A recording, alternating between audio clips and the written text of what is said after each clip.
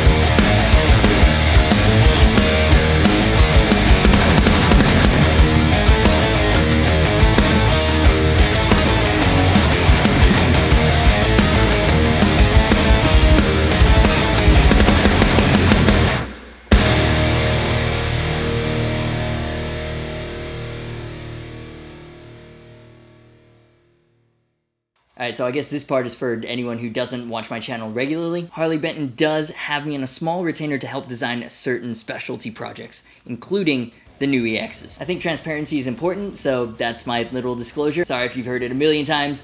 We move. So the previous generation of the Harley Benton Extreme, I'm not gonna lie to you guys, I thought it was pretty fucking ugly. It was like this cobbled together Frankenstein of all these different designs, not particularly inspired. And as bad as it looks on the website, it looked super gross in person. So being part of the Harley Benton E-Type relaunch was something I was passionate about and super excited to be a part of. So the intention with these was to make a super affordable EX line inspired by iconic instruments, fit as much spec into the guitar as possible, but keep it at the mod project-friendly price point that Harley Bentons are known for. Just to give you a little insight into the thought process. Okay, so let's talk specs. The new generation of Harley Benton EXs comes in two variations, this modern EX-84 and a more traditional EX-76. This video will focus on the 84s, which are my personal favorites. And besides the signature back there, probably my favorite projects that I've been a part of so far. So the Moderns come in two classic colors, black and aged white. My favorite is the one that I'm holding, the aged white. As a kid, I watched so many videos involving a guitar that looked very similar to this, and now I'm holding an alternative that's accessible to more people. Mahogany body set, mahogany neck, and a 12-inch radius ebony fingerboard. The body is 1 3/4 inches thick, but the shape is actually noticeably smaller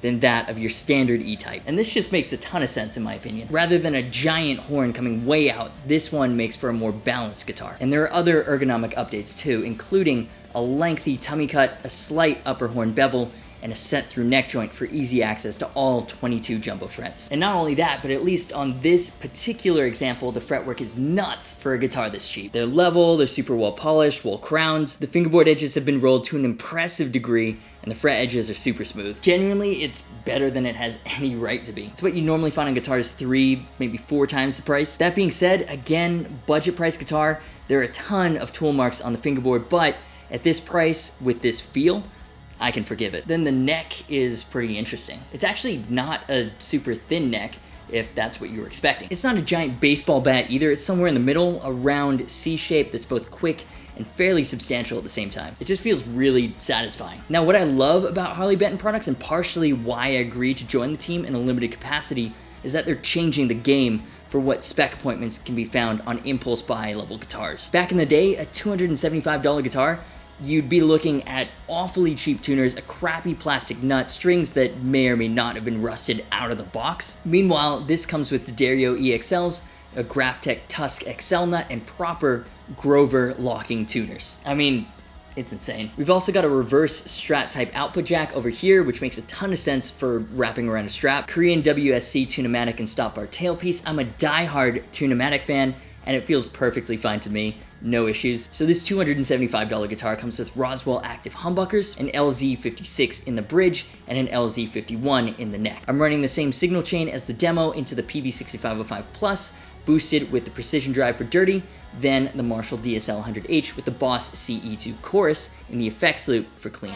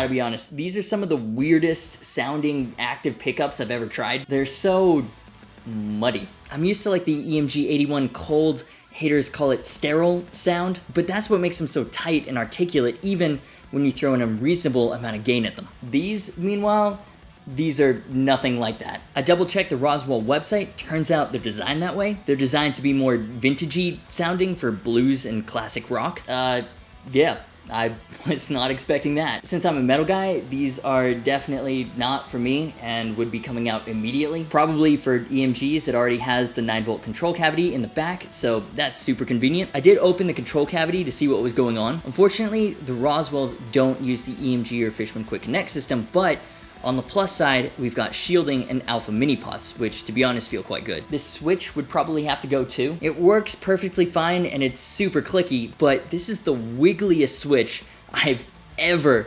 encountered.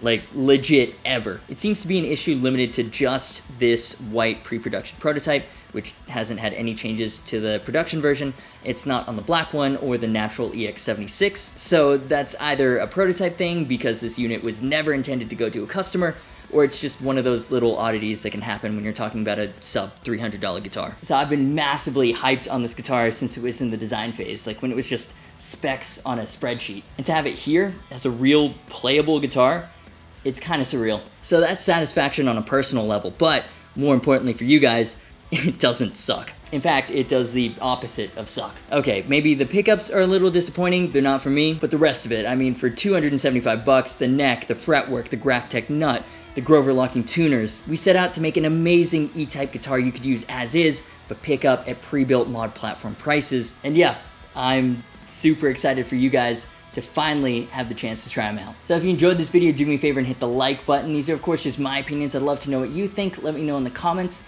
Be sure to subscribe if you haven't already. It's the big red button down there and it actually really helps out. You can also hit the bell for notifications. That way YouTube might let you know when I upload a new video. Thanks to Harley Benton for the opportunity and to Luke for mixing everything. Also to John for editing this in a presumably awesome way. Social media, merch, and Discord server links are in the description. As always, thanks so much for watching. You've been awesome, and I'll see you for the next video.